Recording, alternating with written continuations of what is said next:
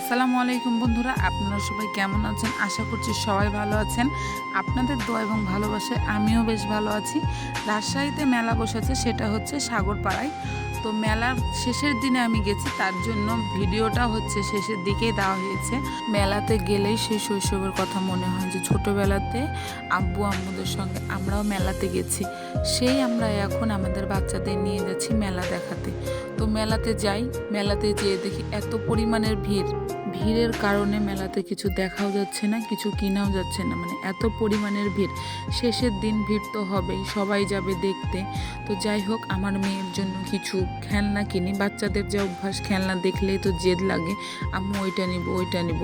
তো যাই হোক, আমার মেয়েকে খেলনা কিনে দিই। খেলনা কিনে দেওয়ার পরে মেলাতে কিছু খাবার থাকে, যেমন হচ্ছে পাঁপড় ভাজা, তারপর খই ভাজা, তারপরে হচ্ছে থাকে আপনার অনেক ধরনের মিষ্টি, তারপর থাকে জিলাপি, মানে আরও বিভিন্ন ধরনের খাবার থাকে। তো সেগুলো আমরা কিনি, খেলনা কিনি। খেলনা কেনার পরে আমরা একটু খাওয়া দাওয়া করি। খাওয়া দাওয়ার শেষে আমরা বাসার দিকে চলে আসি। মানে প্রচুর ভিড়ে কিছু দেখাও যাচ্ছে না। তাই আপনাদের ভাইয়া বলে চলো বাসায় যাই। তো এই তো বাসার দিকে চলে আসছি। এই মেলার ভিডিওটা এই পর্যন্তই।